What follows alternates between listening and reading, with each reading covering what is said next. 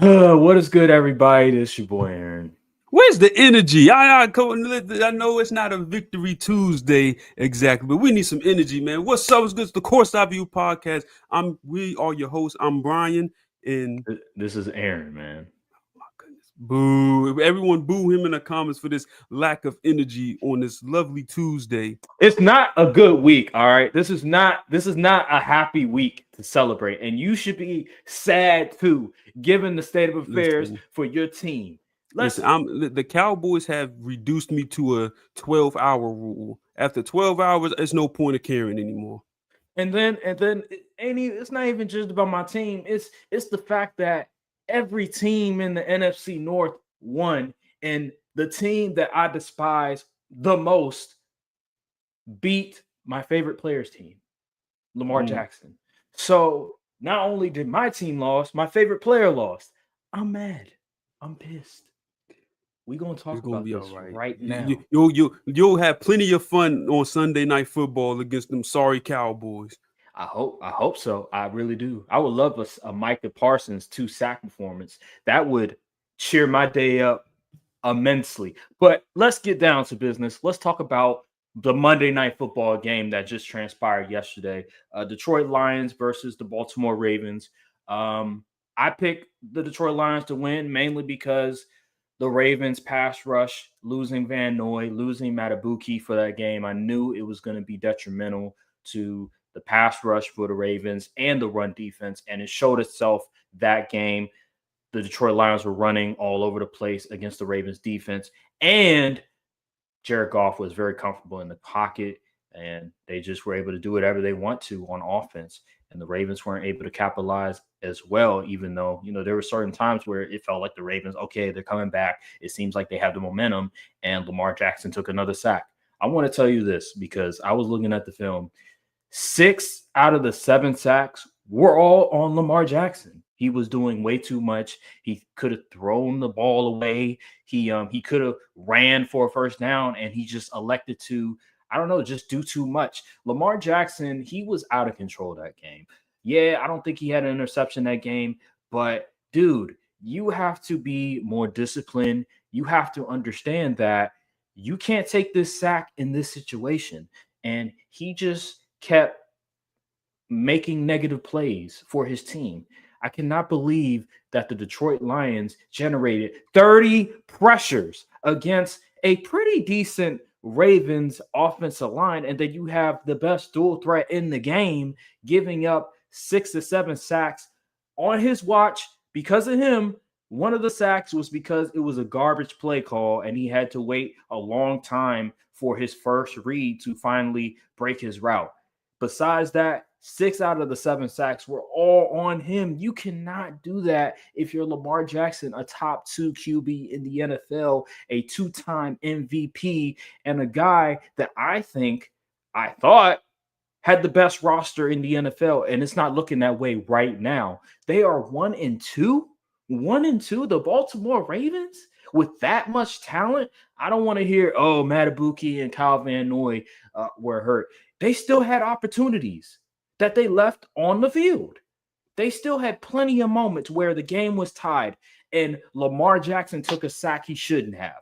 It is so much things that the Ravens, for whatever reason, this team on the biggest of stages seem to commit late game blunders. I don't understand it. Normally, this happens in the playoffs. Now it's happening in the regular season. Make it make sense. I don't understand. Make it make sense for me, Brian. I wish I could, but I definitely cannot because, like you said, Lamar Jackson is what's this 8th year, 8th year in the league, and you can't be taking 7 sacks in the game, man. Especially with the level of mobility and escapability from the pocket that you possess. That is unacceptable. At some point, yeah, 30 pressures is egregious, but 7 sacks is nuts. And that's almost a 30% sack to pressure ratio, which is terrible. And that's just, you just can't have that. I had a lot of problems with what the Ravens did that game. Um, like I know Derrick Henry has had a fumbling issue. He fumbled the last 3 games, but to ice him out pretty much like I don't think he got a single touch for the rest of the game after that fumble. And I know you probably like, listen, we don't want to make cause any further, but that's still Derrick Henry at the end of the day. Give him the ball, and then you get when you was down at the goal line, instead of just handing the ball off to Derrick Henry, you running trick plays. You trying to get him to throw. Like, what are we doing, Todd Monk? And that literally was like, there's just no way. Why are we doing this tricky crap? Just play football. They ain't been able to stop Derrick Henry all game. It was just baffling to me. Obviously, the dropping pass and trying to go down the field ain't working. It's too many. There's not enough short routes. Zay Flowers didn't get involved pretty much at all, which I found was odd because Tyrion Arnold, he was barbecue chicken the whole night. So I don't know what was going on out there. I seen Bateman getting catches. Mark Andrews had a good game, but the Titans did great for the Ravens. But everybody else, I mean, Bateman had a good game too. But Zay Flowers, the number one receiving option, just wasn't. He had 2 catches, I believe. That's where. Why wasn't he getting schemed open like the first 2 weeks? And then on the defensive end, oh boy, Marlon Humphreys. Listen, oh my goodness, Marlon Humphrey, boy, if I'm Lamar Jackson, y'all, I'd steal on you in the locker room. Why in the world, after getting belt like that at home, you recording a podcast, thinking you think you Courtside View podcast, you recording a podcast after the loss, talk about some, it was a bad game. What? I'm sorry.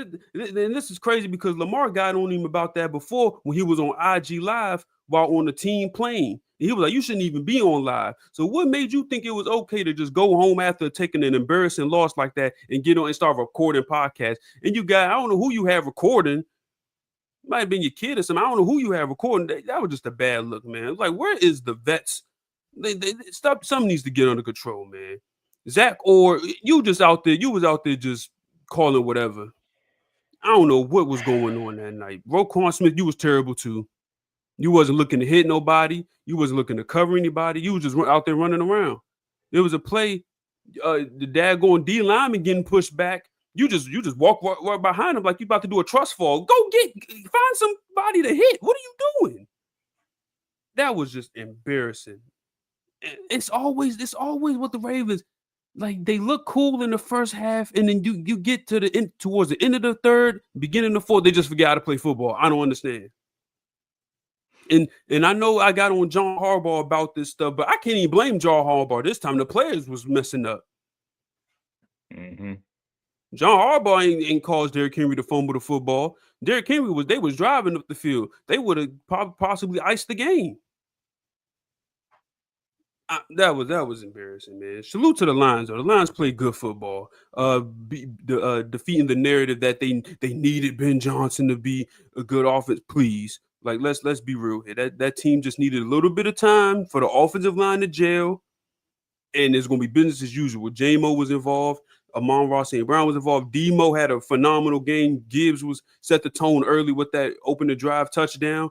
Got to salute to the Lions. That's a tough team, and I think his name is Kevin Shepard, the defensive coordinator. He got them boys hooping.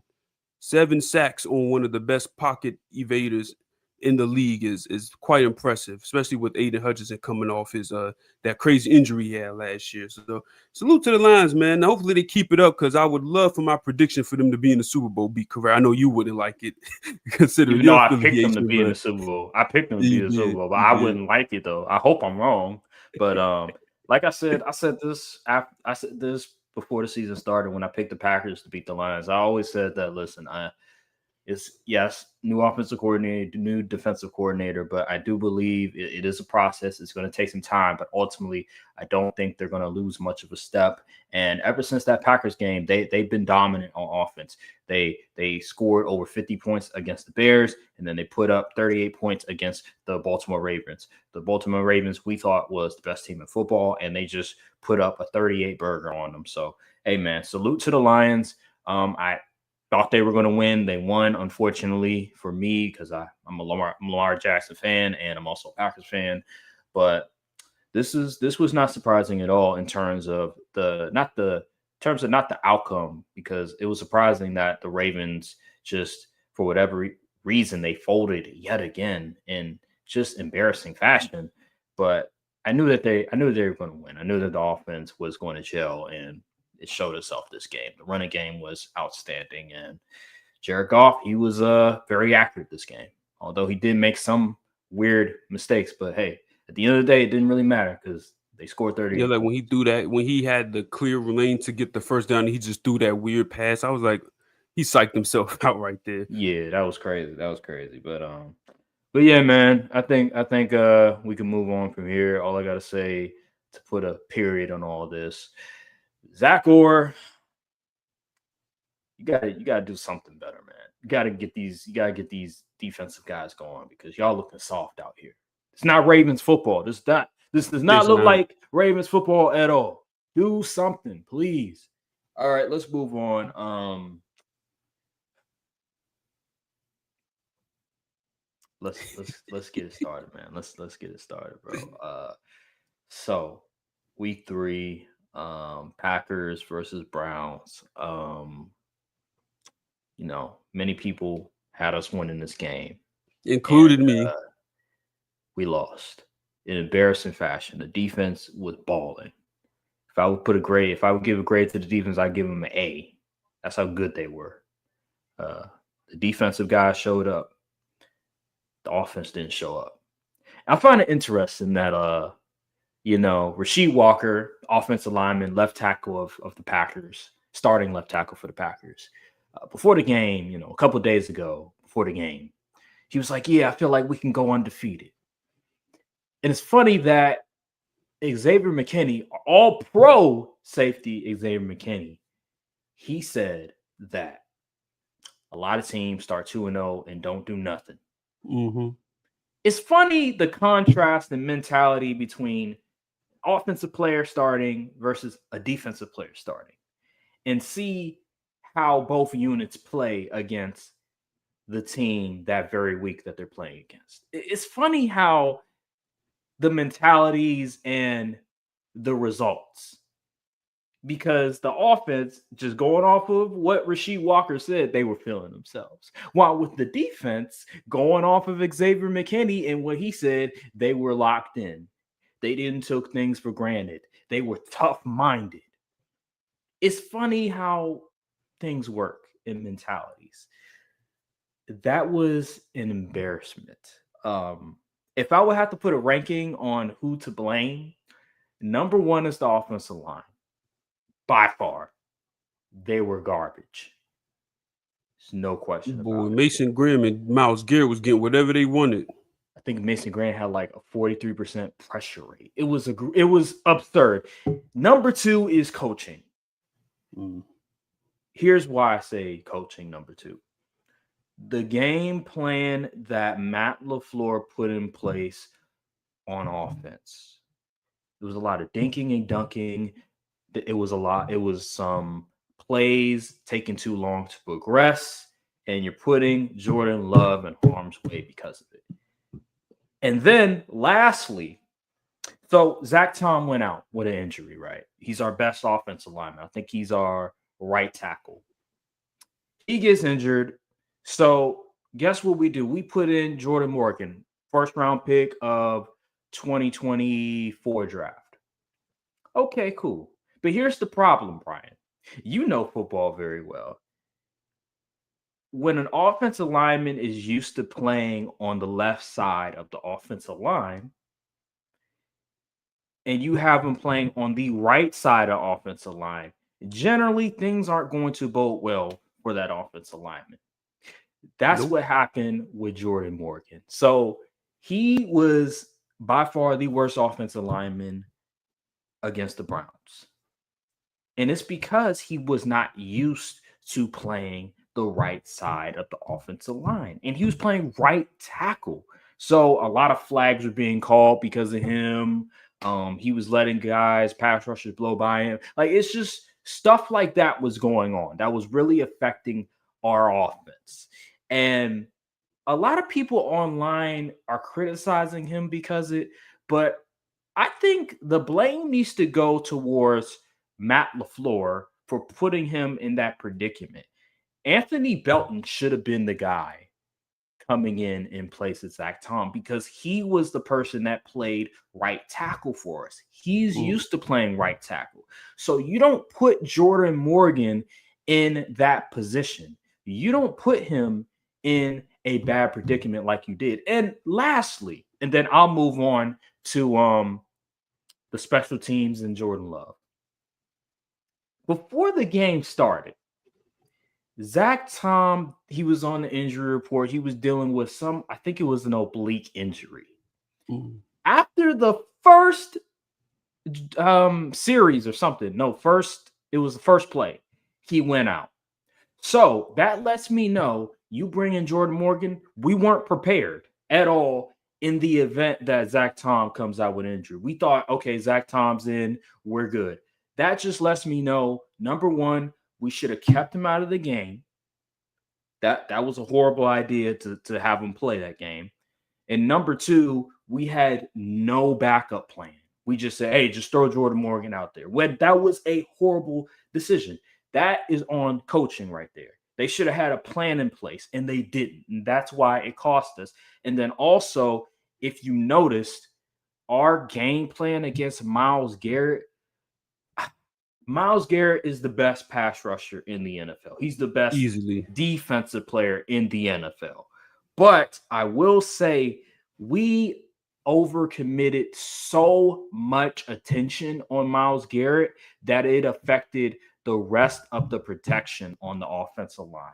I will say that because we had 3 dudes blocking Myles Garrett. We would have Josh Jacobs and 2 offensive linemen blocking Myles Garrett. He is the best pass rusher by far. I understand that. But 3 dudes? Come on now. That's ridiculous. Moving on. Special teams. Rich Bisaccia, I think that's how you say his name. He's stealing money. He's the worst special teams coordinator in the NFL. He doesn't do anything good, and he's getting paid millions of dollars to coach for special teams. By the way, if you don't know, he was the interim coach for the Raiders. Took him to the playoffs that one year, and for whatever reason, they didn't re-sign him or anything like that. Regardless, he does nothing, and he's getting paid millions of dollars. And the fact that the Browns were able to block a potential game-winning field goal. Keep in mind, Brian, Jordan Love threw that pick. The next drive took that offense down the field to field goal range for a potential game-winning field goal. And the special teams let Jordan Love down, let the team down because they couldn't block the rusher. This is it's egregious. That was the worst part of the game. That play right there. It wasn't the Jordan Love pick. It wasn't the offensive line not being able to block. It was that right there that crushed my soul, that pissed me off. Now, let me get to Jordan Love. Before the pick and before the sack, I thought Jordan Love, if I would give a grade for his game, I'd give him a B+. Before the interception and the sack, I thought he was playing pretty well given the circumstances, given the fact that the offensive line was garbage, given the fact that the play calling was garbage, given the fact that we couldn't run the ball against the best run defense in the NFL, which is the Cleveland Browns. I thought, listen, the odds are against him, and he's still completing passes at an efficient rate. He's still being incredibly accurate. And the passes that he was missing, those passes were like short passes that if they're completed, most of the time they're probably going to gain maybe 1 yard or it'll be a hospital ball. So I wasn't mad that he was missing those passes because it wasn't going to gain much anyway. So then the sack happened, and that was the sack to Schlesinger, I think it was, when he rolled out of the pocket because, again, the offensive line was being garbage, and the rusher was coming right to his face in the middle. He got out of the pocket, and instead of throwing the ball away, he just kept holding on to the ball, and Schlesinger was like, oh, thank you very much. and sacked him. That was the first mistake, in my opinion, Jordan Love made. And then the second one was obviously the interception, where I'll give Jim what's his name? The defensive coordinator, Jim Schwartz. I'll give him credit on this. I can see how Jordan Love could be fooled because when you look at the play, there's no single high safety, there's no two safeties. So you automatically think, okay, this is man coverage. Corners are pressing, yada, yada, yada. He probably thought this is a blitz. This is an all-out blitz, potentially. But here's the problem. Because as a quarterback, when you have time to throw in the pocket, which he did, I think it was a 4-man rush. He had all day. He had time in the pocket. It was a timing throw. It was a bad play call. It was a timing throw. But if he would have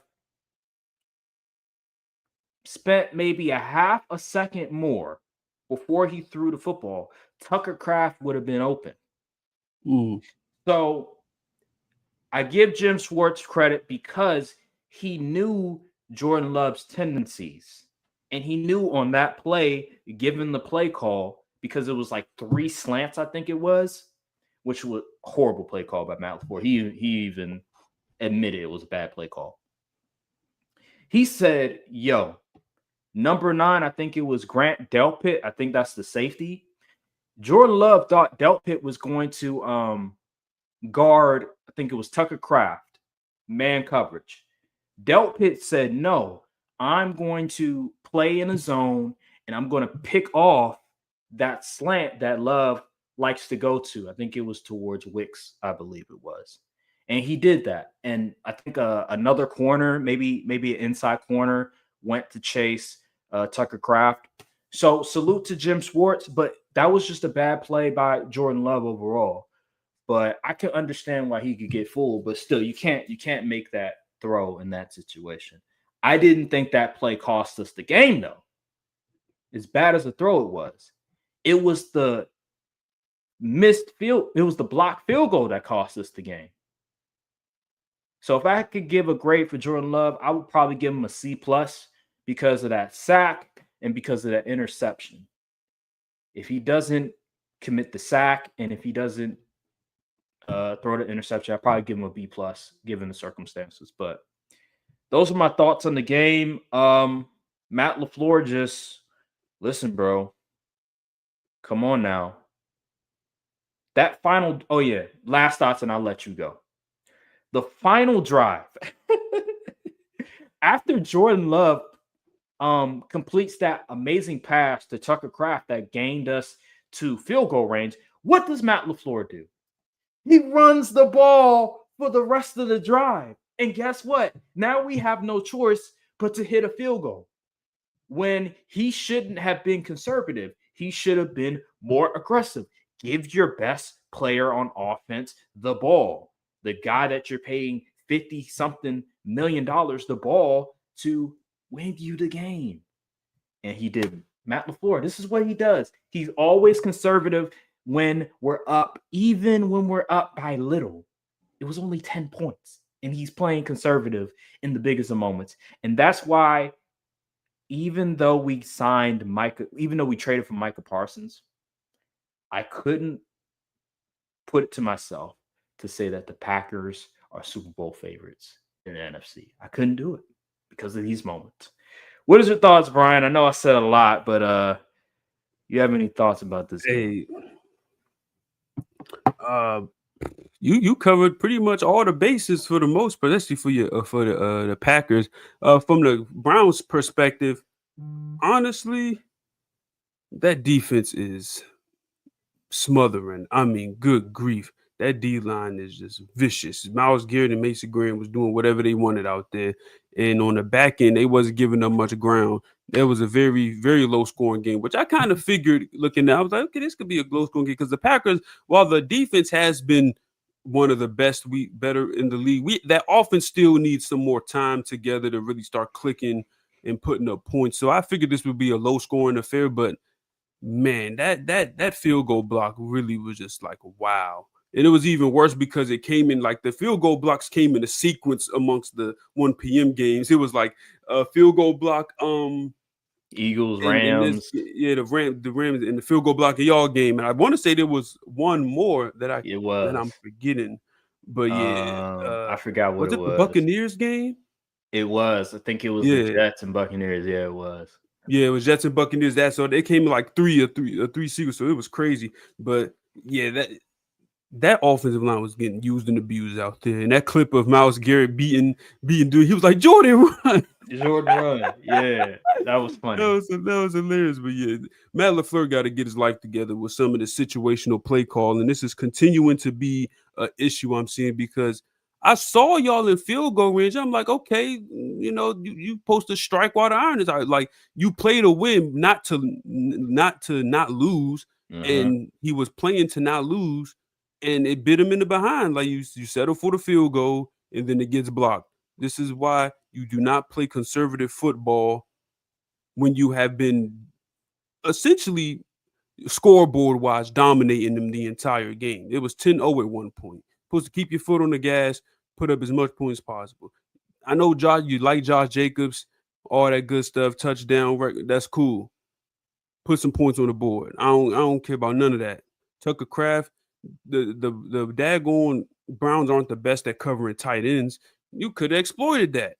Tucker Craft could have had a way bigger game. But it's just yeah.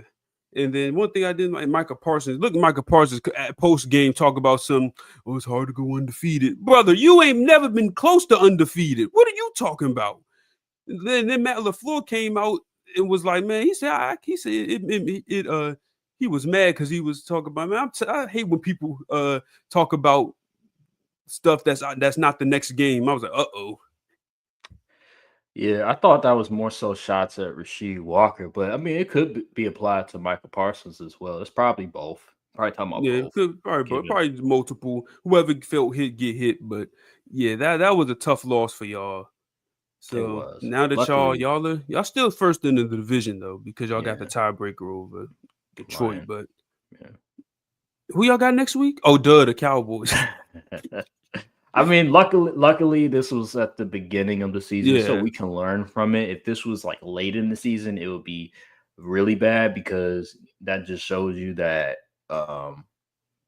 because late in the season you're starting to get your groove on. You're supposed to get your groove on. You're supposed to finally understand. All right, this is what we need to yeah. do and Mid-season stuff like that. form. Yeah, exactly. So it's still a learning process.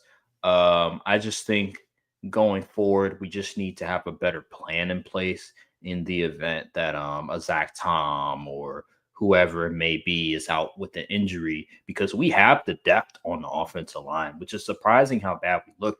It's just about putting players in position to succeed and putting players in a position of their strength, utilizing their strength and not try to put them in a bad position. That's what I So hope we try to do next time. I have a question. So did you get to watch film from the game? Pretty Yeah, sure for you sure. did. Yeah, Okay. yeah, yeah, So okay, absolutely. I was so watching Jordan Love. what happened with Matthew Go? Because he was kind of getting his game off a little bit earlier in the game, and then he just vanished. What happened? Did they change Um, up the coverage? They made Denzel travel on him. Like what happened? I wasn't okay. So I was only really paying attention to Jordan Love because I wanted to see like more so Jordan Love. But just given everything that was going on, I think a lot of it has to do with again the offensive line was having a hard time protecting Jordan Love. It was a lot of dinking and dunking Mm. majority of the game because Matt LaFleur and Jordan Love, we couldn't trust the offensive line because he didn't have enough time to go through his progressions. Like by the time, like every sack besides one where Jordan Love got out of the pocket, that was on the offensive line. I think they had I want to say maybe 4 or 5 sacks. I think it was like maybe 5 sacks. 4 of those sacks was on the offensive line. So that just lets you know that Jordan Love, he couldn't really they couldn't really call plays that will free up Matthew Golden. There was one play where Matthew Golden potentially could have scored a touchdown if he would have kept himself in bounds. I don't know why he went out of Yeah, bounds. I Like did see that. that was Yeah. weird. That was very weird. I just think with Matthew Golden right now, his time will come because he's getting separation and it was a good sign to see that they're starting to call his number. They called his number early in the game. I just think once the offensive line finds its groove, once we're finally able to just find some sort of identity on offense, I believe he's going to get it going because again, Jaden Reed is out, Christian Watson is out. I believe he's eventually going to get it going because it's not his fault. Everything is transpiring to where he's not getting enough receptions, not getting enough targets.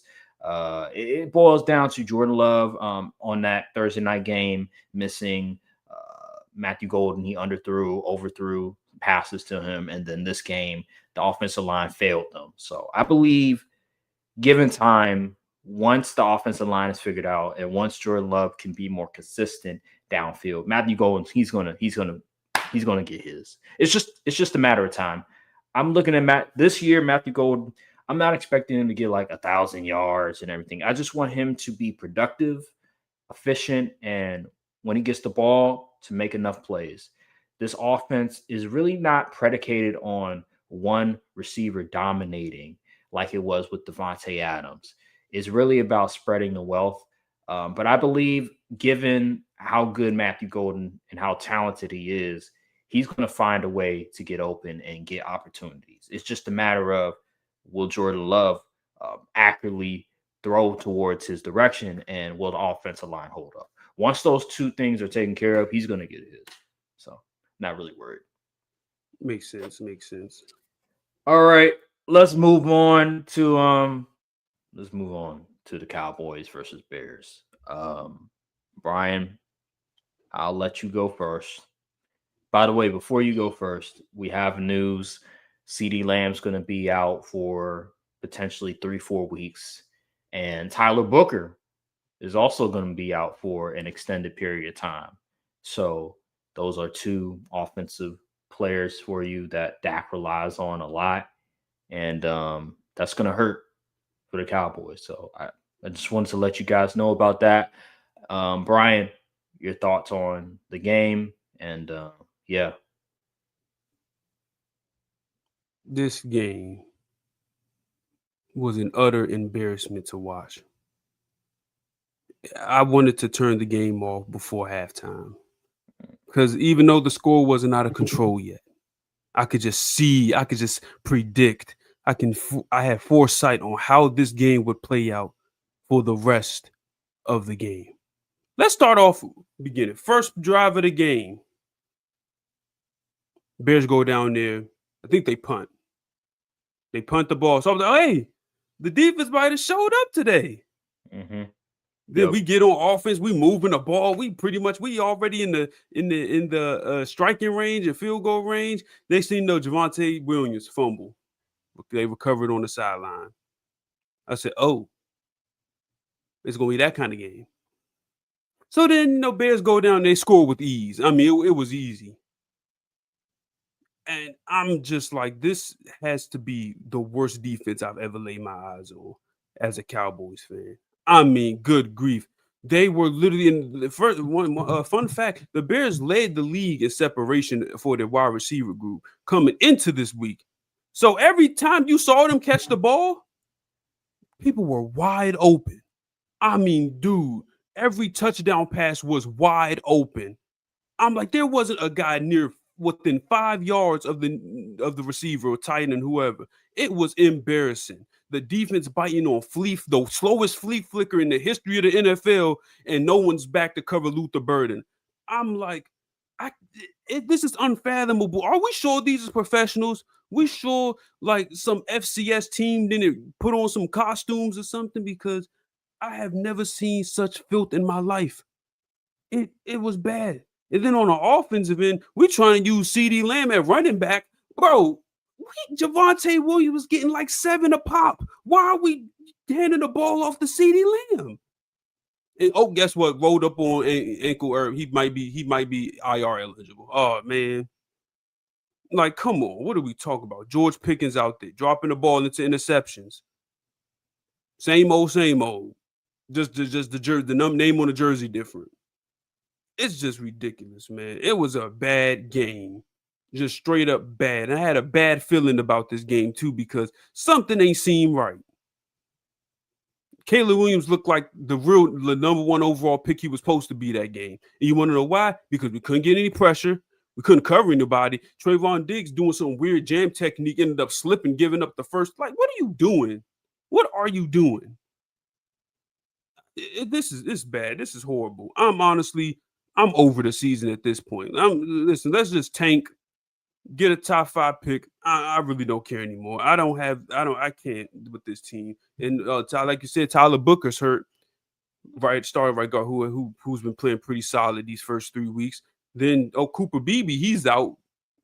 And now CeeDee Lamb is out for multiple weeks. And it's not looking good. It's not looking good at all. And honestly, Matt Eberflus needs to be fired. I don't care if it's only week 3. He needs to be fired. He has to go because you're just running that garbage scheme. The players don't understand the scheme. Brian Schottenheimer in the interviews talk about, maybe we need to simplify it. How much simpler do you need it? It's like they don't fundamentally understand what they're supposed to be doing out there. It's so many times people just get the people in the secondary and the linebackers, they just get their eyes caught in the backfield. What are you looking for? The man is running right behind you. It just blows my mind how bad the defense is. The edges ain't getting no pressure.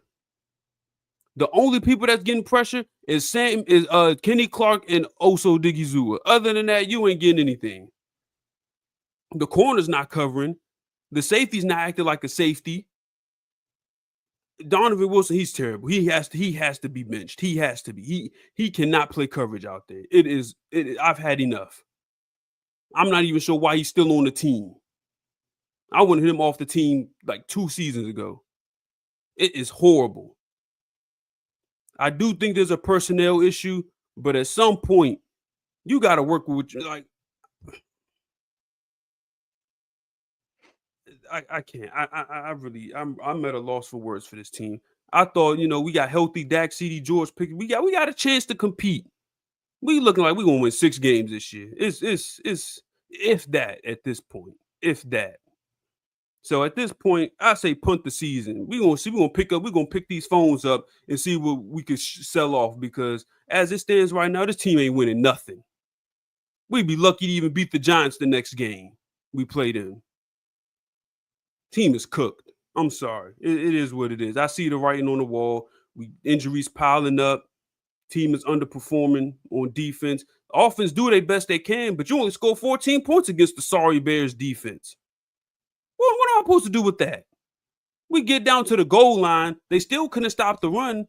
You want to throw 3 times in a row and Dak ended up throwing an interception. Why are we getting cute? Just run the ball. You're at the goal line. Like what? And it seems like Shotty, he didn't have much of a plan after CD went down. He's like, shoot, what do we do now? Like, what do you mean? What do we do now? Just check downs all day. Jake Ferguson had 13 catches for 82 punk yards. Are you crazy? What am I supposed to do with that? That was a horrible, man. Dak did the best he could out there. He had 9 incompletions the entire game, and one of them came from a tipped pass that turned into an interception. This is ridiculous, man. Seriously. Dak should protest. He shouldn't even go on that field next week, because this is unacceptable. Bears played a good game, though. They did what they needed to do. Ben Johnson was scheming up. He was playing with folks at the end of the day. I remember they had one drive. Drive lasted 9 minutes in the third quarter. They ran the ball about 7 times in a row. I really almost turned the game off at that point, because at that point, they just punking you. Like, as a man, you just gonna let them do that to you? Where's the pride? Where's the you ain't just gonna knock me upside the head? And no. Ain't no heart on this defense. You look at all these other teams out there. I'm watching the Lions. I'm watching even the Chiefs and Giants. Even the Giants defense, they play with some heart. Ain't no heart on this team. At least on defense, the offense plays. The offense looks comparable to other teams around the league. You look at every other defense, even the trash defenses, they still try. This team, they just give it up. There's no fight, no dog. They just running around looking lost. It's like they never played zone coverage before. It's disgusting. They're not looking to hit nobody. It's just pathetic. Man. Jeez. Okay. Said a lot there. I think we could put a period on the Cowboys' point of view. But I want to talk about the Bears. You know me, I've been very critical of Caleb Williams the first week. Second week, I was more complimentary about what he did. I thought he improved a little bit on what he did in week one. But I want to talk about week three because I thought this was his best game by far. There was a Surprise, couple of surprise. plays. There was a few plays that he made that I really was impressed by. The first one was the pass to Luther Burden, where he had to make a tight window throw, a layered throw. Not the touchdown, even though the touchdown was pretty impressive too. I ain't gonna lie, that was a I want to beautiful say that was like play. 60 yards or Yeah, something. that was a beautiful play called by Ben Johnson, and that just shows you that Caleb Williams, one of his deficiencies, which was his deep ball accuracy, he actually looked pretty well this game. So he definitely improved in that aspect. But I want to more so talk about the layered throw that he made to Luther Burden. I thought that was his best throw. And then the other throw, let me find it real quick. It was the Loveland throw. It was another throw that he threw to Colson Loveland where it was a tight window throw as well that I really liked. Close, I think it was towards the sideline. And then the last throw was the touchdown throw to Komet, where I think he may have threw off his back foot or something. It was very quick, but like he really needs to have some he really utilized his arm talent on that one. He was in the pocket and the pass rush was in his face, and he was able to complete the pass accurately to Cole Kmet in the end zone. So those were my favorite three passes, and he was comfortable in the pocket. He had all day in the pocket. He had like He over 3 did. seconds in the pocket. And according to Next Gen Stats, he had the second most time to throw in the pocket. Number one was Geno Smith, which is surprising. But anywho, yeah, Caleb Williams was good. I will say that if I had to rank like the stars of the game, number one, I would probably go to offensive line. Number two, I would go Ben Johnson, of course. And then number three, I would go Caleb Williams. So Caleb Williams was good. He still made some mistakes that could have cost him. He put the ball in harm's way a couple of times because of his lack of accuracy. He still has a bit of an accuracy issue. There was one play where he underthrew a wide open DJ Moore. There was another play where it was nearly a pick because he wasn't accurate. And he also still has a tendency of going off his first read too fast. So that's still something that he needs to work on. But for the most part, if I had to give a grade for Caleb Williams, I would give him a B plus. Matter of fact, scratch it. I'd give him an A minus because he had 4 touchdown passes, 298 yards passing. He still has a lot of room to grow, but this is a good sign. Hopefully, when he goes up against a team, well, not hopefully, but hey, if he does go up against a team and he doesn't have over 3 seconds to throw the football, we'll see how he looks and if he has developed as a quarterback. But this game, he had all day to throw in the pocket, and it showed himself. He was very comfortable, and the offense looked really good. So good for the Bears. The Cowboys, I don't know what to say. I mean, you pretty much said everything else. I think we can move on from there. I'm gonna put a period on that. I want to move on. I want to go to the Chiefs versus Giants game. News just broke that Jackson Dart is going to start for the Giants in week 4 against the Chargers, which isn't the most ideal defense to go up against for your first start in the NFL. But before we get to that, I want to talk about the game that just transpired.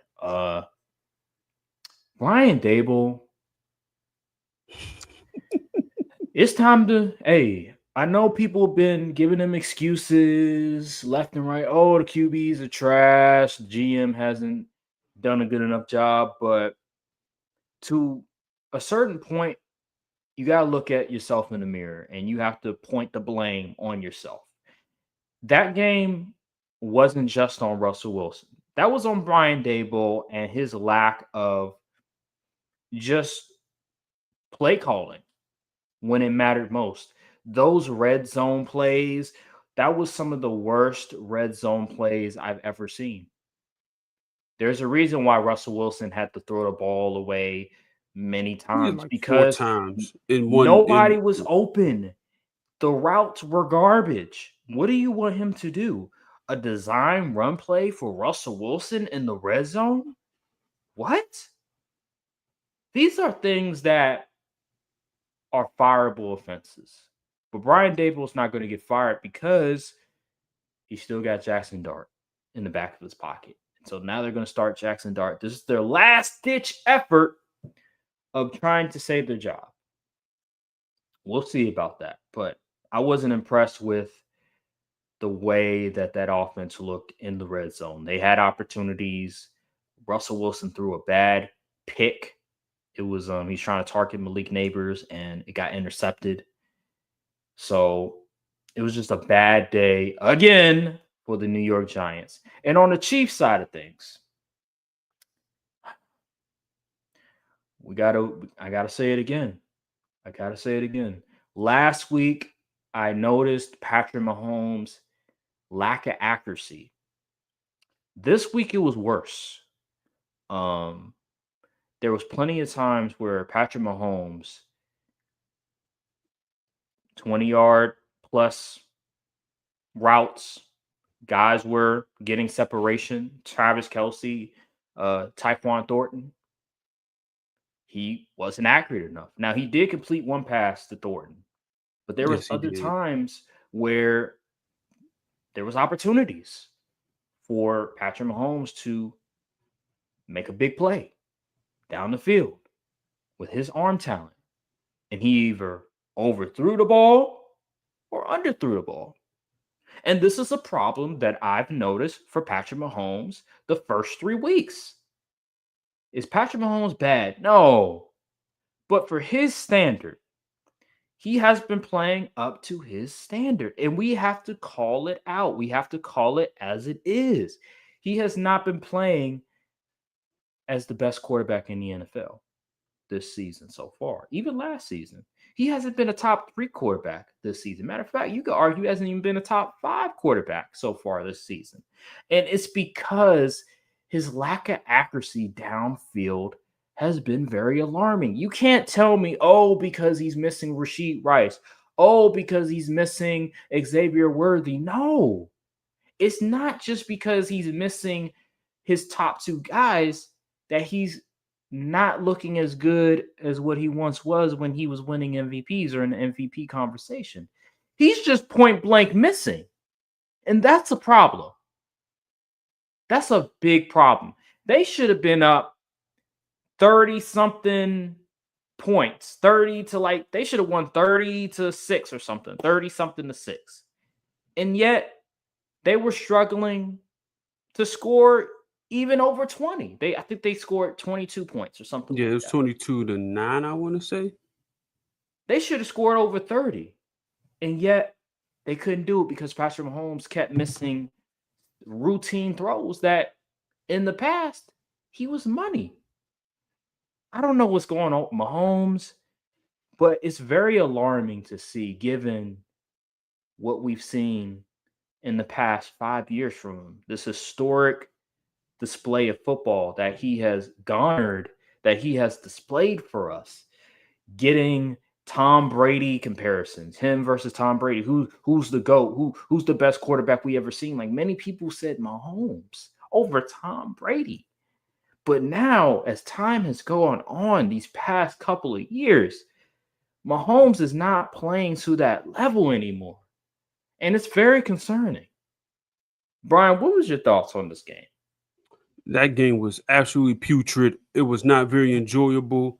And the Chiefs, they gotta do some soul searching on the Chiefs, especially on offense, because ever since Matt Nagy has came on board and started taking over play calling, which I assume, whatever he's doing over there, it ain't working. because they can't run the ball. Like the offense doesn't even look super. It doesn't even look like the Chiefs' offense, honestly. Like they're asking Pat Mahomes to do a lot, and I mean a lot for even his standards. He's having to bail out and make some of the craziest throws I've ever seen from he had to make.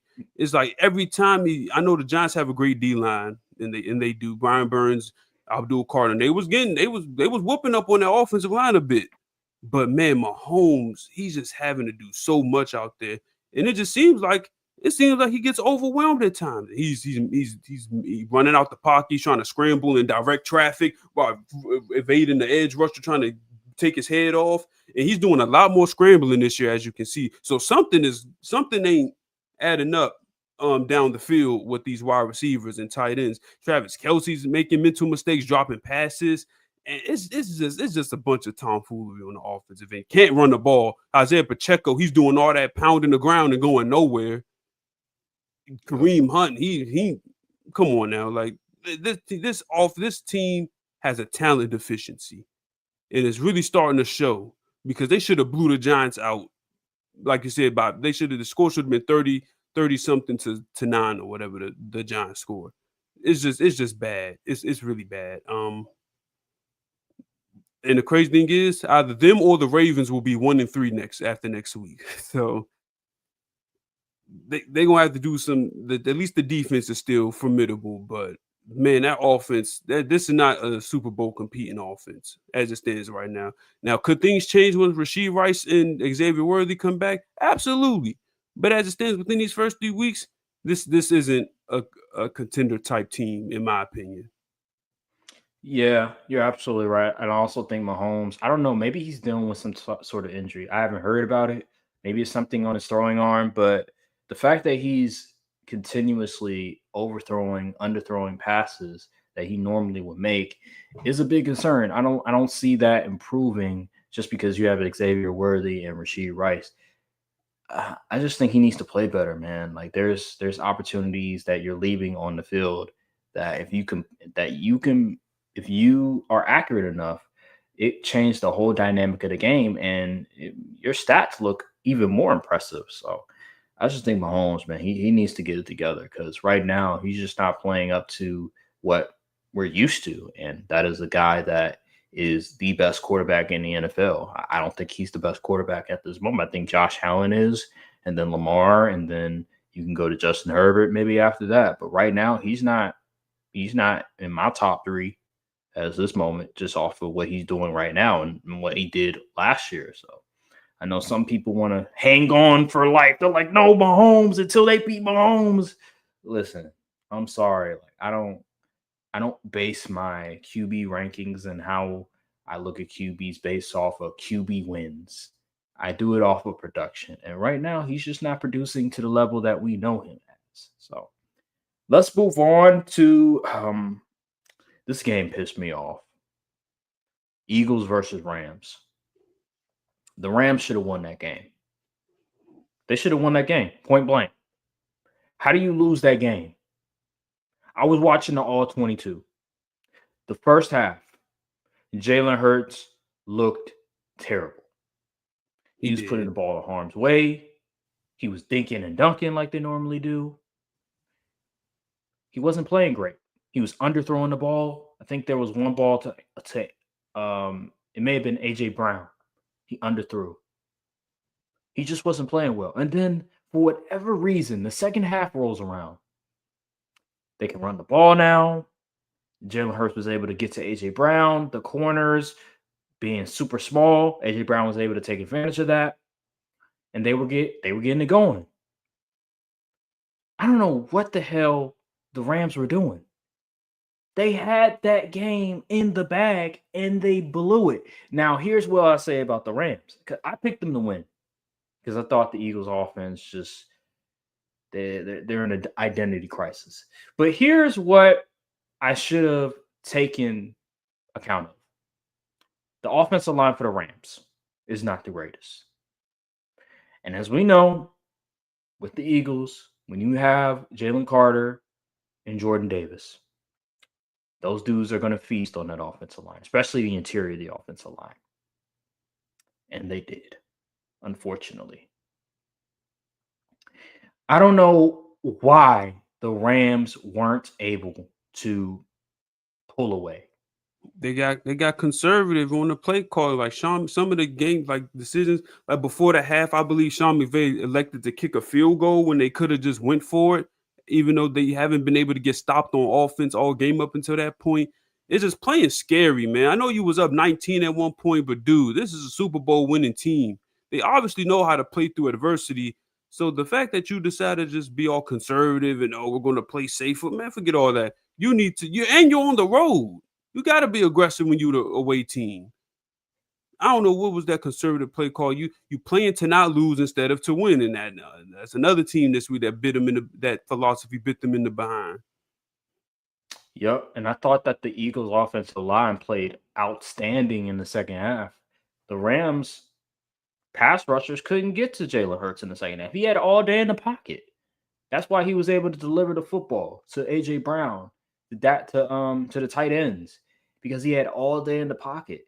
And he was able to get 3 touchdowns and 1 rushing touchdown. I was like, damn, he had 3 touchdowns, 1 rushing touchdown. And the offense isn't pretty at all. It's not dynamic at all, but they figure out a way to win. And as frustrating as it is, all they did was play find the scrub on Emmanuel Forbes. pretty much. And their corners, that's another thing. Their corners, they don't have good corners. Their corners are very small. So if you have a big physical wide receiver, you can take advantage of that. Oh my goodness. AJ Brown caught the ball, ran Cuz over, and broke like 2 more tackles. I said, yo.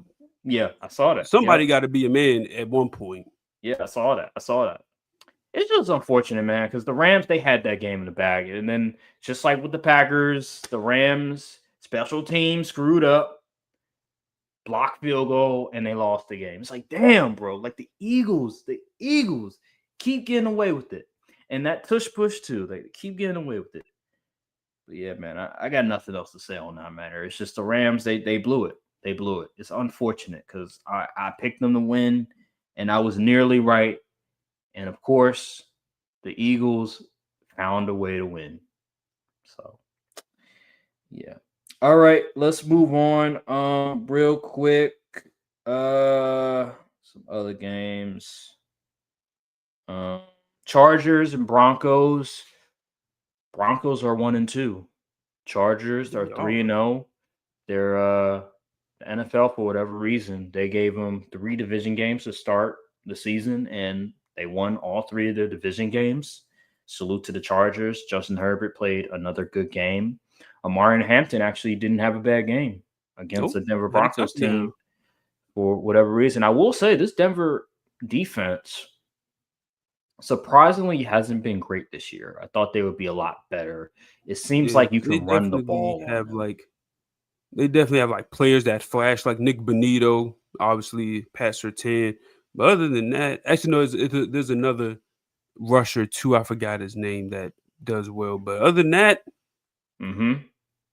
that's a lot left to be desired in the field. No question: what in the world did they draft Jahdae Barron for if he's not going to get majority of the snaps on defense?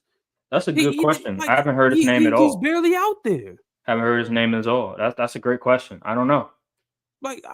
And oh my goodness, Bo Nix is terrible. Oh yeah, I've heard. Yeah, I mean, dude, you have. I literally saw a tweet. Let me pull it up. I want to make sure I get this right. It may have been the low. He might have the lowest PFF grade right now as a starting QB. He does. Let me tell you, Denver has the number 1 pass blocking grade, but the 32nd passing grade. What does that tell you? Bo Nix he's not seeing the field. He's not hitting his receivers. I'm not even sure what the heck is going. How did you regress so far in one off season? Like he's looking like who we thought he was coming out of Oregon. Like it's starting to show itself. It's bad. Like he's the reason why they're losing games. I need to see the film. I need to see the film, but the offense isn't not good. I'll tell you that. As we thought it was going to look. And I don't understand why Sean Payton doesn't give RJ Harvey more opportunities. Can somebody explain that to me? I understand J.K. Dobbins, he's a workhorse back and he's a veteran Maybe running pass back. protection. I don't know. I don't know why. I don't know why he's not giving him more opportunities. I'm kind of surprised that he's not leaning on RJ Harvey more. He's by far the more explosive back, and he would add juice to his offense. I don't get it, but hey, maybe it is pass blocking. Who knows? But anywho, yeah, I got to see the film in regards to Bo Nix. I think I will probably look at the film a little bit later in terms of what the hell is going on with this passing offense. But yeah, man, I picked the Chargers to win, so I'm not surprised that they won this game. And it's looking bad for the Broncos right now. They're 1-2. You know, they're 1-2, which is odd, but hey, that's what happens sometimes. Let's move on to the real quick Bengals Vikings. I picked the Vikings to win this game. I think you picked the Bengals to win that game. Unfortunately, Yeah, I knew that the Bengals without Burrow, they're pretty much cooked. That defense is terrible, and I wasn't really a big believer in Jake Browning, so I wasn't shocked at all. I knew Jordan Mason was going to get the ball a lot. I knew Christian Darrisaw was going to come back, which added a lot to that offense of line. And then Carson Wentz, he's a decent backup, and given the scheme of Kevin O'Connell, I trusted them a lot more. So didn't surprise me. I think the score is what surprised me a lot more. 48-10. yeah, It's insane. that was it. That was a thrashing. Yeah, yeah. Steelers and Patriots. I'm gonna say this right now. I'm done trusting the Patriots. I'm done. I'm done. But I picked. they just leave too many plays on the field on offense. I'm done. I don't trust them anymore. I picked the Patriots this week because I thought, oh, the Steelers, their defense, the offense could be left to be desired. The Patriots, they may have more guys on the field. I'm done with the Patriots. I am completely done. I don't trust the team at all. If it's a pick 'em game, I'm going with the other team because I don't trust them unless it's they lost to the freaking Raiders. So I don't trust the Patriots at all. I'm done with them. I'm done. I'm done. Yeah, it's just that offense is hard to watch, bro. I mean, it's just play after play, just missed opportunity after missed opportunity. I've also had enough too. That's because the Steelers wasn't even getting their game off for real, for real. But when your offense on the other end cannot capitalize, this is what happens. Yeah. You give the other team enough chances, they eventually gonna figure it out. And lo and behold, that's what the Steelers did. So yeah, the I don't know what it is, man. And then Demario Douglas on fourth down, instead of just leaning towards the first down mark, he's trying to do some fancy. I'm like, dude, what is going on? Mm-hmm. All So, right. yeah, I'm off the Patriots for now as well. All right. Colts versus Titans. This was not a surprise. Yeah. The Titans are terrible. The Colts, by far the better team. And Daniel Jones continues to play really well with that Colts team, delivering the football. Jonathan Taylor was absolutely amazing this game. He had 17 carries, 102 yards, 3 touchdowns. My goodness. And yeah, man. Michael Pippen, he had a good game. Alec Pierce had a good game. The defense Jonathan was really Taylor, good. well, yeah. Yeah, there was nothing really else to say except the Titans are bad, and there's a reason why Brian Callahan, the head coach, the offensive guru, is not calling plays anymore. He's giving that to somebody else. So Titans are just a bad Also, football team. speaking of Cam Ward, you got to stop with this nonchalant, flat-footed throwing stuff. Like seriously, the first interception you threw with a game, you was off platform. Your feet wasn't set, and you just tossed it up there flat foot. I'm like, brother, stop. We got to cut this out. I know it's a rookie year, but that ain't gonna fly. Mm-hmm.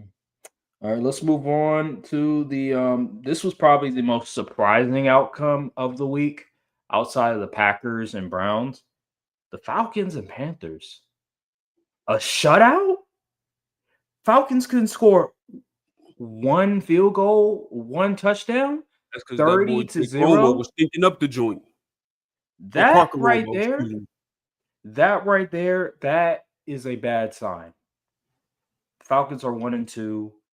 I wasn't really a believer in the Falcons this year anyway. That's why I said the Buccaneers are going to win the division going away. But 30-0 against the Carolina Panthers, that just That's a fireable offense. Michael Penix, 2 interceptions, 0 touchdowns, 18 for 36 passing. It's not good. What was your thoughts on the game? I couldn't believe what I was watching. I kept looking at the score. I'm like, they still haven't scored.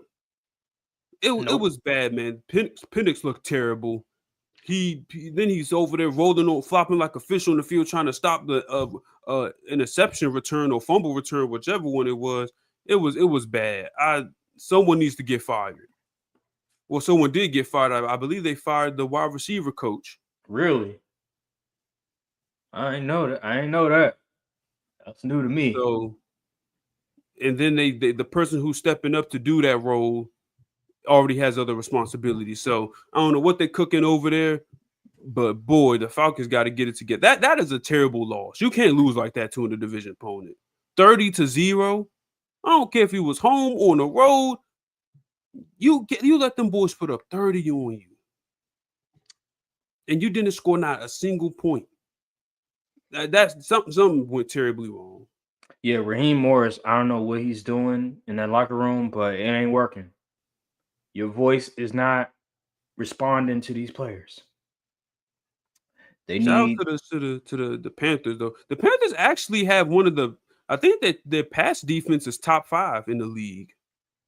So they're not no slouch, especially with J.C. Horn out there. So yeah. Yep.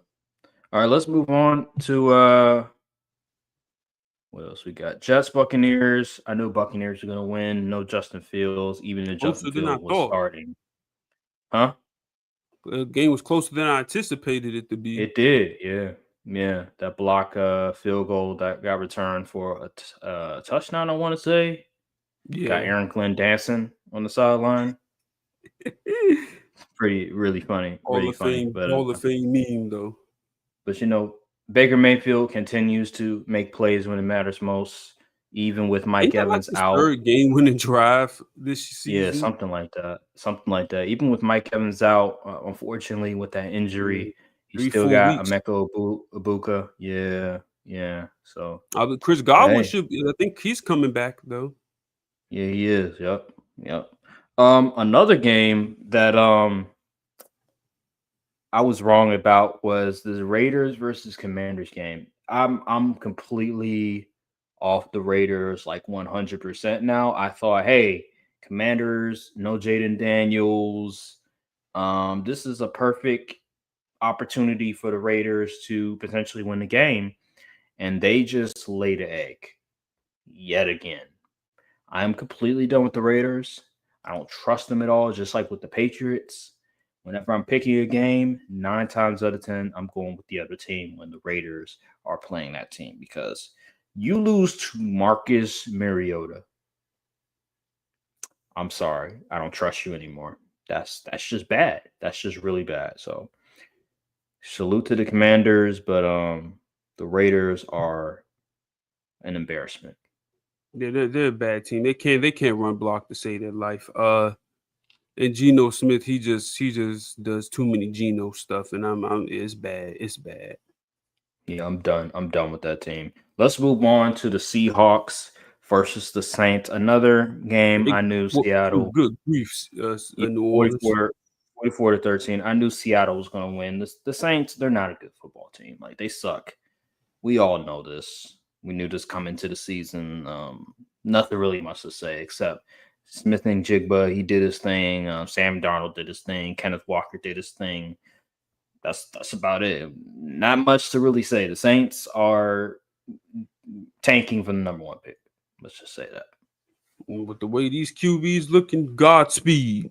Godspeed, yeah. All right, moving on to the 49ers versus Cardinals. I cannot believe the Cardinals lost this game. I cannot believe the Cardinals continue to find ways to lose against a beat-up 49ers team. This was a game they should have won. This is a game that you do not lose. And they're just not a serious team at all. They haven't been a serious team since Carson Palmer was he elected to retire. Like ever since Carson Palmer left that team, ever since Bruce Arians left that team, ever since Patrick Peterson left that team, the Cardinals have been a joke of a franchise. This is an embarrassment. Marvin Harrison Jr. continues to drop passes. Marvin Harrison Jr. continues to just look lost out there. He is looking like a bust right now. And it's unfortunate because coming out of college, I thought, man, this dude is one of the most talented receivers we've ever seen in the past 15 years. And right now, he looks like a joke. The dude runs slower than I thought. I thought he could get some sort of yak. He can't. He can't get no type of yak yards after the catch. And he can't catch consistently to save his life. It is unbelievable. A guy who went to Ohio State, who dominated Ohio State with bad QB play as well in his final year, who's the son of the Hall of Famer, the great Marvin Harrison. And he can't, for whatever reason, catch the football consistently in the NFL. He can't get any type of yardage after the catch. Where's the dog? Where is the toughness? There's none of that. None of it at all. And it's sad. It's sad to see. Yeah. Like, Drew Petzing ain't making it much better either with that play calling. And then, James Conner, he's out for the season now. So, good luck, Arizona. Yep. Jonathan Gannon, good luck, man, because your job is looking very muddy right now. He might be on the hot seat right now because after what I saw last year, the year before, this is your third year and you haven't made no progress at all. Something's got to give, and it might have to be you.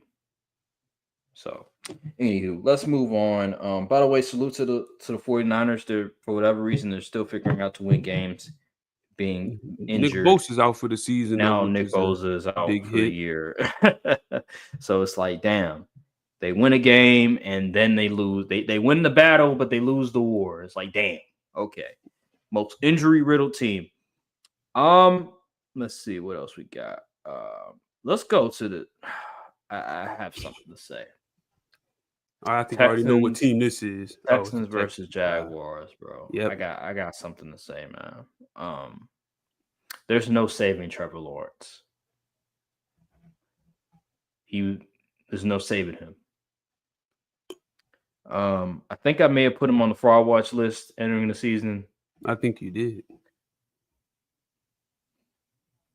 This is just who he is. This is just who he is. He's on that bottom tier starting QBs. Yes, the receivers are dropping passes, which I have to say, Brian Thomas Jr., what the hell is going on with you, dude? Why the fuck are you dropping easy passes? It blows my mind, but then there's other receivers that are dropping passes as well. Brother. Still, though, Trevor Lawrence will have clean pockets, time to throw, and he's still not able to complete routine passes down the field. When I heard coming into the NFL draft, man, this dude's arm, he has one of the best arms we've ever seen. This dude could chuck the ball 60-plus yards. It's not looking that way.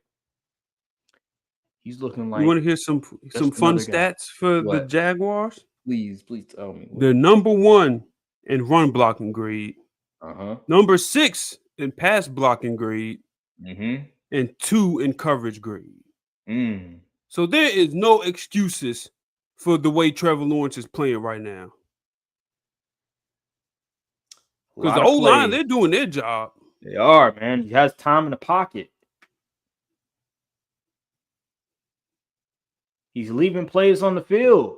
These are Big routine time. throws. I'm like, dude, how are you missing these throws, bro? You You've been in know, the league how many years? You have one of the most supposedly one of the more talented arms we've ever seen, but he's missing the throws. How? It makes absolutely no sense. And that interception that he threw, I think it was to triple coverage. It was like maybe three dudes. That was horrible. Horrible mistake. This guy, I'm done. I'm done with this dude. There's no saving him no more, bro. I don't care. Oh, Jacksonville broke him. No, bro. He just is not good. We should have known coming into that draft. Matter of fact, when he got drafted, remember there was that quote about him, something about his love for the game or something like that. Like football, it's not everything to him or something like that. I should have known that was a bad sign right there. That was a red flag right there. How are you going to say that? There's something going on with him, bro, because there's no way you have all this talent at receiver. Yes, they drop passes, but even still, there are opportunities where you can still have good games and you just mess it up continuously. Oh my gosh, bro. I mean, he's one of those. I mean, even coming out of college, like he played in Clemson when they had super stacked rosters and they pretty much just cruised to a national championship. He didn't really have to do too much to win. Man, it's just so disappointing to see, bro. He has all the talent in the world, and still he can't put it all together. It's a mentality thing. He don't got it. Mentality. He just don't got it. You don't have it. He don't have that dog He in don't him. got it. Exactly. Exactly. And then on He the other came in side, like think about you are touted as a generational guy. People pretty much laying out the red carpet for you before you even play a single snap in the league, and then even when you play like garbage and you getting coaches fired, you always absolve from the blame. How you expected to really develop and progress with that all that going on? yeah, Liam Cohen, I'm gonna say this: Liam Cohen is by far the least of their issues. He is the offense. This is not on him at all. He's doing his job. He's scheming guys open. Guys are dropping passes. Trevor Lawrence is missing passes. Like he's overthrowing, underthrowing. He's not reading the coverage correctly. This is not on Liam Cohen at all. The players on the field are to blame. That's what's going on because the scheme is okay. The pass blocking is okay. The run blocking is okay. Now, defensively, could it be better? Okay, but Liam Cohen as an offensive guy, The he's defense been doing his playing job. good. He's doing his job. Trevor Lawrence, I'm done with him, dude. Oh my god, bro. I don't want to ever hear, oh, the prince that was promised. Oh, he compared to Andrew Luck. I don't want to ever hear it again. He's done. He's a bottom tier starting quarterback. And I swear to you, if I ever hear somebody compare Trevor Lawrence to some of the top 15 QBs. Jalen was comparing Trevor Lawrence to freaking Jordan Love. He said, man, it's not as wide of a gap as you may seem. I'm like, bro, what are you watching? You must be trolling because I'm watching the film and it is a wide gap. Trevor Lawrence is nowhere near a top 10 QB, a top 15 QB. He is a bottom tier quarterback. He's in the 25 to 32 range. He is not even sniffing 15. And on the other Ooh. side, you thought he was going to escape criticism. CJ Stroud. Now I'll say this, he wasn't as bad as he was last week, but he wasn't good. Let me tell you something. Just like with Trevor Lawrence to a certain extent, CJ Stroud was missing throws as well, and he was putting the ball in harm's way. That interception, the first one, was egregious. That was towards Christian Kirk towards the sideline. How the hell do you not see the DB right there? What were you looking at? That was horrible. Did you not see the DB was playing that zone area? He was guarding the sideline. What was he thinking on that play? And then let's go. There was another interception that potentially could have happened for him where he underthrew Christian Kirk. And luckily the DB dropped it. And then the final play where it got interception, I'm not going to put that on him because the offensive lineman screwed up. He allowed the edge rusher to beat him, and the edge rusher tipped the pass. That's why the pass was ultimately intercepted towards the end zone, because it looked like if CJ Stroud had enough time that it could have been a potential touchdown towards Christian Kirk. But even still, there was just plays left on the field that CJ Stroud screwed up yet again because his accuracy isn't the greatest. The interception, the near interception, I think he underthrew Nico Collins when he had that corner. What's his name? Is it their best corner? What's his name?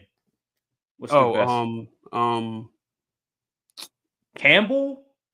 Yeah, Tyson Campbell. Tyson Campbell, yeah, he had him beat. Although it was little, but it's the NFL. You're not going to get a whole lot of separation. He had him beat.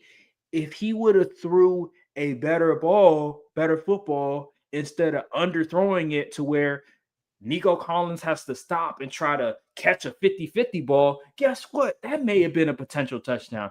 This is what I'm talking about. Like CJ Stroud, what the hell is going on? What the hell is going on with these quarterbacks drafted top 2, first overall? What is going on? Why are all these quarterbacks, for whatever reason, they'll have a good first year or they'll have one good year, and then all of a sudden they feeling themselves. They get the money, they get the bag, they get the praise and stuff. No. And then all of a sudden the next year, it's just they don't look the same.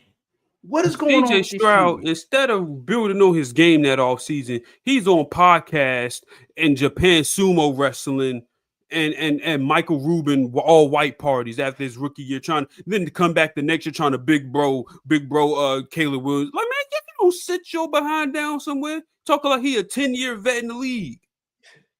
Oh yeah. So let me say this, because listen, CJ Stroud, amazing rookie year. We all know, yada, yada, yada. His accuracy was outstanding. Decision making was outstanding. He was in my opinion, he's one of the top 5 QBs of that season. But, dog, I don't know what the fuck he was doing. I don't know what he's doing in the offseason. But he needs to stop.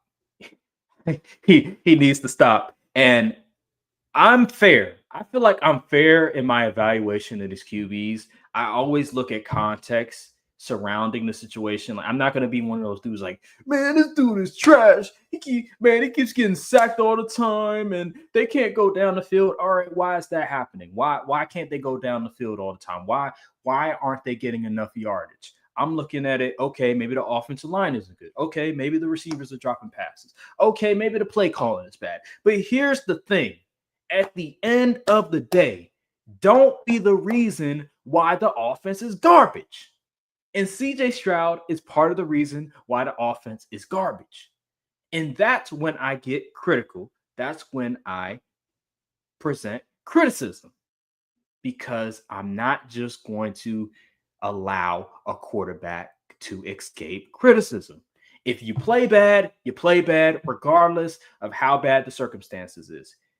I can watch the film and see it's not on you. Jordan Love against the Browns, for example, that interception was bad and the sack was bad. But I understand that for the large majority of that game, it was not on him. CJ Stroud against the Jaguars, some of that was on him. Against what was the game last week they played? They played what was that team they played last week? I can look it up right quick for you. I want to say they played the Buccaneers. That was on him. That game was part of that was on him. When you become part of the reason why you're losing, I don't care how many drop passes there are in a game. I don't care how bad the offensive line. There's going to come times where the offensive line holds up. There's going to come time where the receivers gain separation. There's going to come times where opportunities present themselves and you can hit the guy wide open for a touchdown. And CJ Stroud fails to meet those expectations. That's why I'm so critical. That's why I'm not allowing these quarterbacks to escape criticism, because at the end of the day, you're expected to play well, even when circumstances aren't good for you. And it just so happens CJ Stroud is in a bad offense, but you still had opportunities to win. Now, I will say, and I'll turn it to you, Nico Collins, that fumble was terrible. Yeah, that man tried to do way too much. Like, brother, you're 6'5". Why did you think you was Devin Hester in the open field?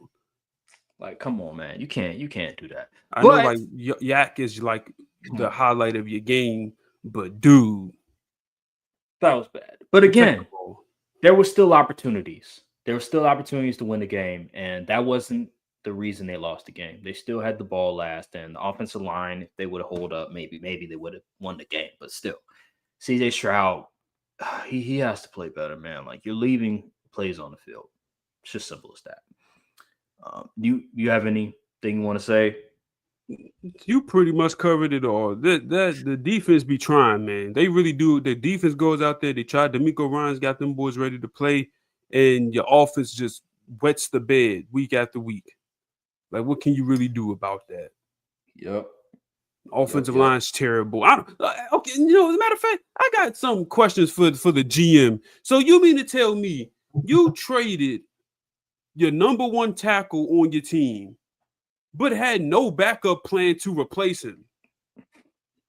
You traded Kenyon Green, who was a dude that y'all drafted in the first round in 2022, I believe. 2023, he was one of them. Traded him to the Eagles. He turns out he's not very good at all, but still, no contingency plan. I don't understand. What is the philosophy? What are y'all trying to do exactly? Like, what was the plan? What was the goal? Like, did y'all just decide, we're going to punt this season? Like, what? No. What was the goal here offensively? Nick Chubb, like, we got the corpse of Nick Chubb being your number one back out here. Granted, he averaged 4.2 yards per carry, which isn't terrible, but I mean, this offense is so uninspiring. The play calling is vanilla and bland. I don't know if that's just because Bobby Sloak, we was cooking Bobby Sloak the last 2 years. Yeah. This year's the same crap. There's a lot of dinking and dunking because the offensive line stretch. Well, that is true. Yeah. But dang. No. Yeah. Dang. That's all you got to say. This used to be a fun team to watch at one point. It's a drag to watch these dudes play football. They can't protect CJ Stroud. That's the problem. The offensive line sucks. And the crazy thing is, the Texans, they got the 0-3 Texans, 0-3 Titans. Oh boy, that game is going to stink. Yeah, that's going to be a slugfest. I think that'll do it for that's the week 3 slate. Real quick, let me see. Are there any week 4 games that are of importance? I'm looking at it right now. Yeah. I mean, Eagles, Buccaneers, I guess you could say, but Ravens, Chiefs. Yeah, Ravens, Chiefs. This league kind of nasty next week. It is, but like Ravens, Chiefs, both 1 and 2 teams. I don't even know how to call this one. This one, Chiefs are at home. Chiefs are at home, but the Chiefs, their offense is Baltimore is favored by 2.5 on the road, which is crazy. But their defense has been bad. I think Worthy might come back this week, potentially. Colts and Rams is a good one too. That's a good one. Oh yeah, that's a sneaky one.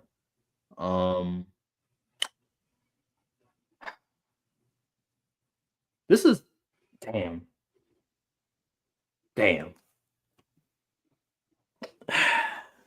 It just seems like the Ravens can't get over the hump against these top tier teams.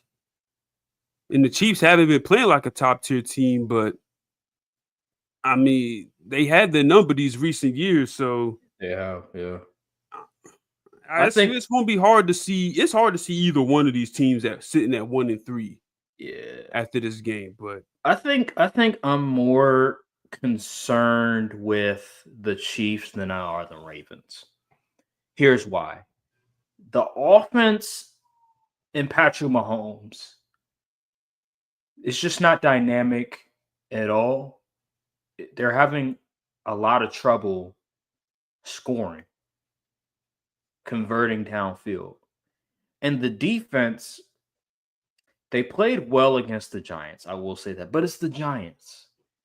I think you can score on the Chiefs defense. I don't think the Chiefs defense is this elite level defense like how we've seen in previous years. I think I'm gonna go with the Ravens. I think Van Noy should be back and Matabuki should be back. I think I'm going with the Ravens this game, bro. The way that the Chiefs offense has been looking, I know the Chiefs have the Ravens number. I know it's on the road, but the way Mahomes has looked, that offense has looked, and to a certain extent, the defense, I think I'm going with the Ravens. I know the Ravens have been skeptical, but I think I'm gonna go with the better roster in this situation. Let me see who's week 5. Week 5, the Ravens got a bye. Oh, they got the Texans. Ugh. And the Chiefs got